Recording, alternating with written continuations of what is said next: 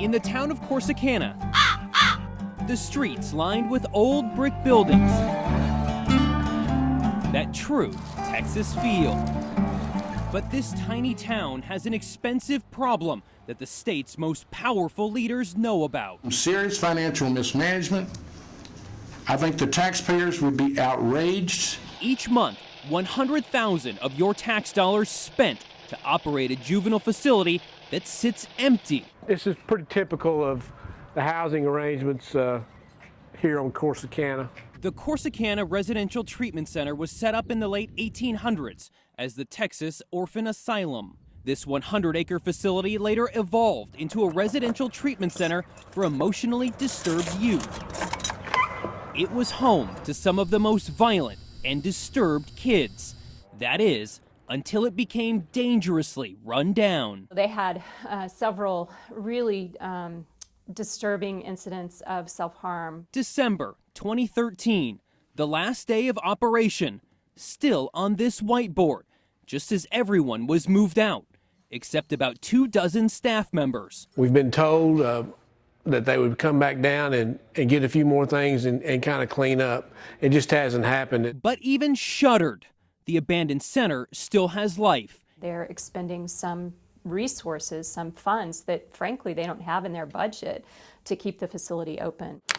When the facility was in full operation, they were tasked with looking after about 90 youths. At the time, there were more than 200 people on staff. Then came the decision to move the kids to other facilities. While the facility's future is uncertain, there are still 25 staff members here today.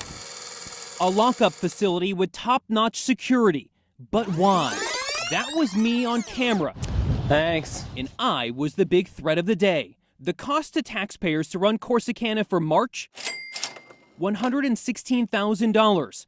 Even more the month before. This is operations where we house all the folks today like HR, the few business people that are left here. So who decides what's next? Only this handful of lawmakers, headed up by the second and third most powerful politicians in Texas, the Legislative Budget Board, or LBB. The writer implicitly said, you don't do a thing until we tell you to.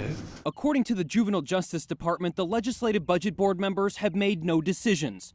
That's costing money and putting people's lives and a town in limbo. Even though the Juvenile Justice Department's own report says it's in poor condition, expensive to fix, and continues to pose a risk. Don't need to reopen Corsicana. And in fact, we need to close Corsicana of not only the kids that have been removed, but also the 25 employees. The former director of the agency recently told a legislative committee its hands are locked up until the Legislative Budget Board makes a decision. In a statement, they said in part, all youth housed at the facility were relocated in December 2013 due to youth safety issues. The agency awaits further direction from the LBB. The LBB was responsible then for approving the report and approving the closure, basically. And well, here we are, April of 2014, and the facility is still, by all assessments, still open. Exactly why remains unclear.